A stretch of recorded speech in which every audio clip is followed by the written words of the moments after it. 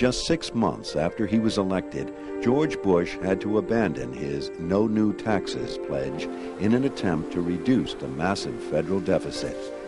The tax increase helped slow down an economy already showing signs of weakness. Businesses tried to cut costs by using fewer people to accomplish the same amount of work. Downsizing became a catchphrase for corporate layoffs. Another of Bush's priorities was to create an agreement ensuring free trade in North America.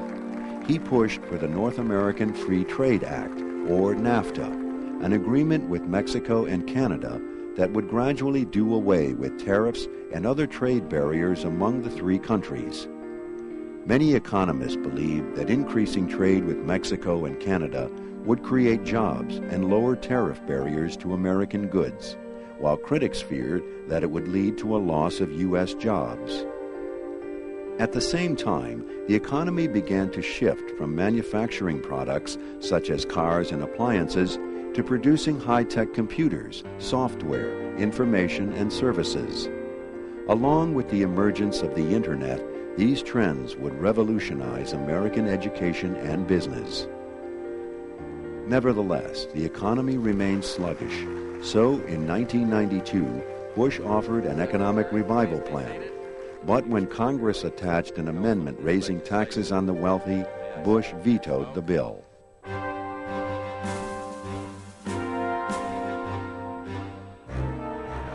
President Bush's biggest success came overseas when a United Nations coalition, led by the U.S., ended Iraqi President Saddam Hussein's illegal occupation of Kuwait in 1991. Kuwait, an oil-rich conservative Persian Gulf nation, had been attacked and occupied by Iraq in a dispute over oil rights. Seeing the invasion as a threat to the world's supply of oil, President Bush organized a large coalition of nations to oppose the invasion. When Saddam refused to leave Kuwait, the UN forces, including 500,000 U.S. military personnel, attacked Iraq. The Gulf War began with a month-long bombing campaign, followed by a 100-hour ground war that drove Iraqi troops out of Kuwait. George Bush was widely praised for his handling of the Persian Gulf War and his steady hand as the Soviet Union collapsed.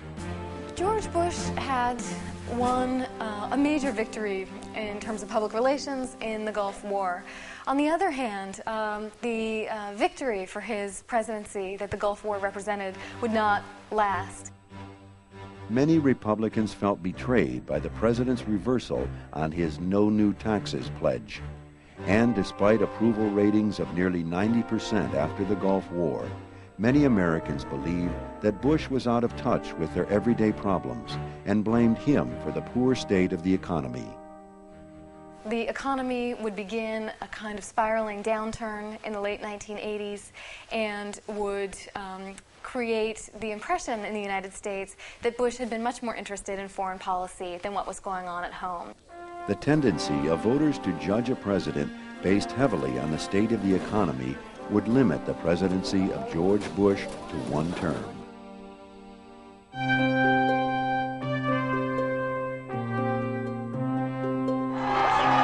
Former Arkansas Governor Bill Clinton's promise to revive the economy and to make the country work again won him the 1992 election with less than 50% of the vote. Clinton was helped by the presence of a popular third-party candidate, Ross Perot, a self-made Texas millionaire who won more than 20 million votes with a promise to balance the federal budget and end the massive federal deficit. Many believe Perot's strong showing cost Bush the election. Clinton was a self-proclaimed New Democrat. While he supported traditional Democratic ideas like government stimulation of the economy and big programs like national health care, he also favored some of the more traditional Republican views on issues of law and order, individual initiative, and welfare reform. He decided that a strategy was necessary if the Democratic Party was to remain a majority party. And so he engaged in a process of splitting the differences between Democratic positions and Republican positions.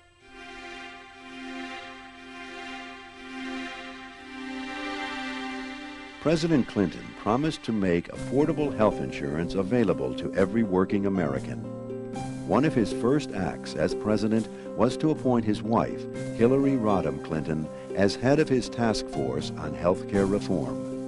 The program Mrs. Clinton presented would have been one of the largest government social programs since Social Security. Republicans objected, saying that big government wasn't the solution to the health care crisis. Many worried that national health insurance would deny Americans the right to pick their own doctor. As a result, the president's health care bill suffered a humiliating defeat.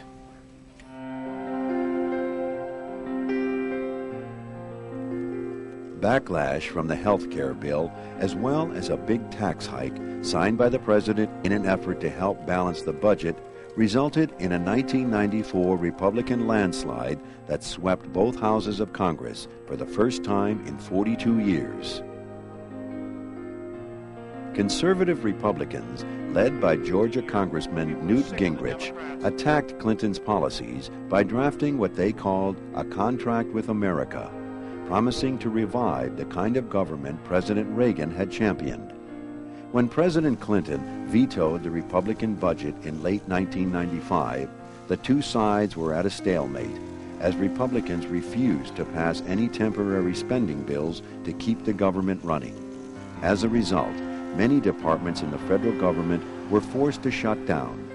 Both sides blamed the other, but it was President Clinton who won the public relations battle when a majority of Americans blamed the Republican Congress for the impasse. This marked a bitter defeat for the Republicans' contract with America.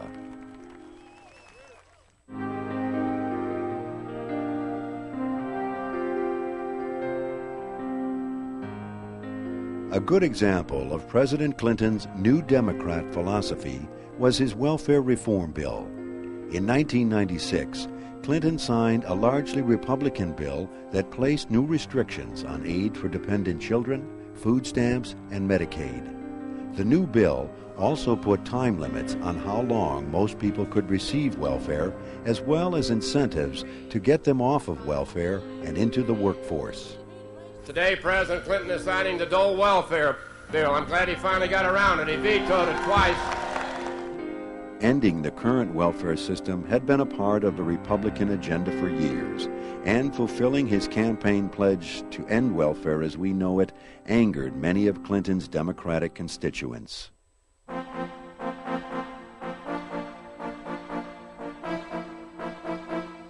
After the '92 election, the U.S. economy began to turn around, and before the decade was over, the nation was in the midst of the longest economic expansion in American history.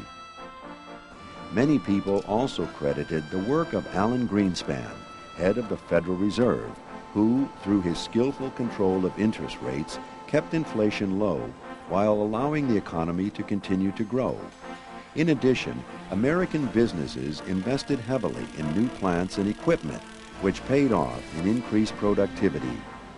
And for a while, the booming industry that grew up around the Internet also helped the economy by providing new jobs and increased tax revenues. The favorable economic climate convinced more Americans than ever to own stocks, which, combined with the robust economy, produced an unprecedented boom in stock prices, particularly among the so-called dot-com companies.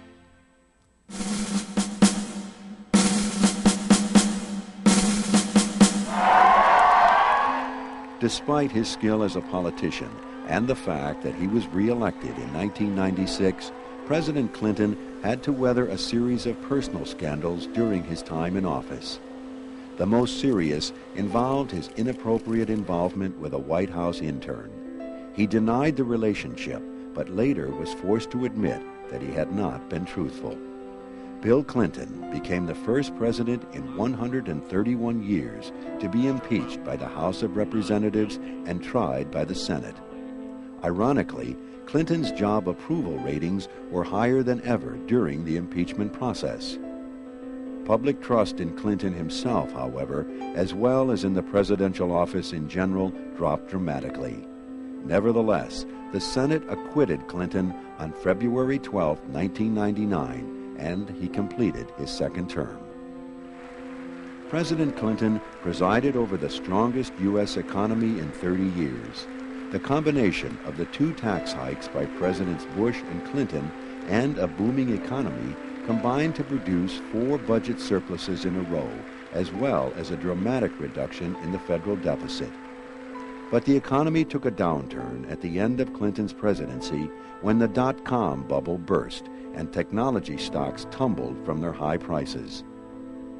In addition, President Clinton also changed the tone of the Democratic Party, creating a coalition of new Democrats that kept traditional Democratic commitments to social welfare while adopting more conservative fiscal measures.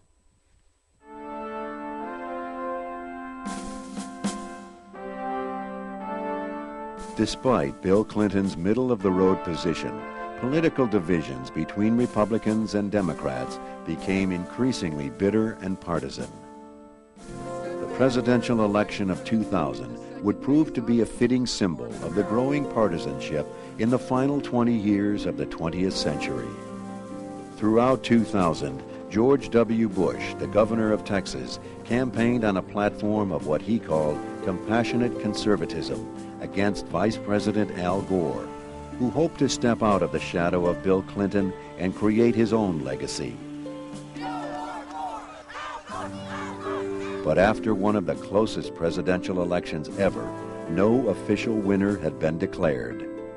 Following weeks of uncertainty, the U.S. Supreme Court issued a controversial decision that favored the Bush campaign. George W. Bush would be the nation's 43rd president, the first of the 21st century.